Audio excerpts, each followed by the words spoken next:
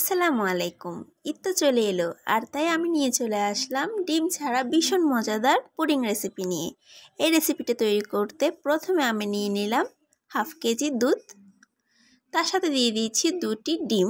ডিম দুটি ফিটে নিতে হবে, এগুলো দুধের সাথে দিয়ে দেওয়া হয়েছে। তারপরে দিয়ে দেওয়া হচ্ছে ভ্যানিলা এসেন্স। একটি বাটিতে 3 টেবিল চামচ কাস্টার্ড পাউডার নিয়ে নেওয়া হয়েছে, সাথে দিয়ে দিচ্ছি ঠান্ডা দুধ। কাস্টার্ড পাউডার আর দুধ একসাথে মিক্স করে নেব। এই পর্যায়ে কিন্তু চুলাটা অফ আছে, চুলাটা এখনও জ্বালানো হয়নি। এগুলো দুধের মিশ্রণে দিয়ে দেওয়া হয়েছে, সাথে দিয়ে দেওয়া হচ্ছে হাফ কাপ কনডেন্স মিল্ক। আপনারা চাইলে চিনি ব্যবহার করতে পারেন, আমি চিনি দিচ্ছি না, এখানে শুধু কনডেন্স মিল্কই দেওয়া হয়েছে। সমস্ত উপকরণ একসাথে মিক্স করে নেওয়া হচ্ছে। মিক্স করা হয়ে গেলে এবার চুলা জালটা জ্বালিয়ে দেব এবং আস্তে আস্তে এগুলো ঘন হয়ে আসা পর্যন্ত অপেক্ষা করব। অনবরত নাড়তে থাকতে হবে এই পর্যায়ে। তারপর যখন ঘন হয়ে আসবে দিয়ে দেব ফুড কালার। এবার আরেকটু ঘন হওয়ার অপেক্ষা করব। ঘন হয়ে আসলে তা একটা মোল্ডে নিয়ে নিচ্ছি। এর স্মেলটা অনেক বেশি অসাধারণ ছিল এবং দেখতেই পাচ্ছেন কালারটা কতটা জোস আসছে।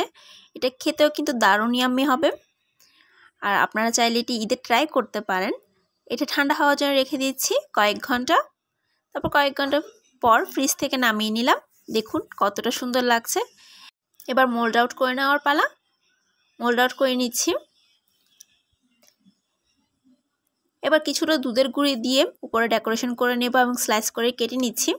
আপনারা আপনাদের পছন্দের শেপে কেটে নেবেন। এরপর কিছু চেরি ফল দিয়ে আমি সাজিয়ে নিলাম। কেমন হয়েছে রেসিপিটি জানাবেন। ধন্যবাদ।